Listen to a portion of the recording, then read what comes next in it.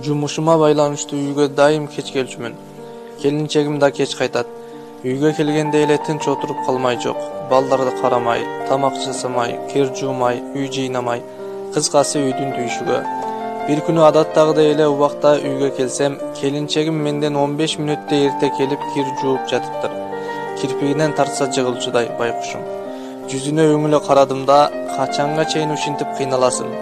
Ишиңди жейиштир, же болбосо токол алам дедим. Мени таң кала карап, ал каякта жашайт алсаңыз, үйүбүз тар эмеспи деди. Батышабыз деп койдум.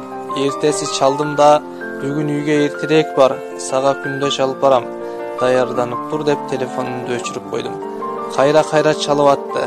Трубканы көтөргөн жокмун. 33 кабыл алынбаган чалуу болду окшойт. Кыскасы күн өттү. Күндүз токолду, бүгүн кечинде үйгө барабыз. Күндөшүңдүн айтканынан чыкпайсың, кызматын кыласың деп сүйлөшүп койгон элем. Атасына 22 000 сом калыңын да төлөдүм. Кечинде таксиге салып үйгө алып бардым. Баса албайм, кантип киребиз үйүңүзгө дегеннен таксист экөөбүз ынабаганына карабай 4-чү кабатка көтөрүп чыктык, тердеп тепчип. Эшикти такылдатсам дароо ачуу койбоду. Көпкө такылдаттым, ачпайт, тепкиледим, акыры ачты. Келинчегимдин көздөрү шишиген, ыйлаган окшойт го чамасы. Күндөшүң келди, тосуп ал десем, дулдуңдап арткы бөлмөгө кирип кетти. Таксист экөөбүз токолду эптеп алып кирдик да, жуунушу бөлмөгө жайгаштырдык.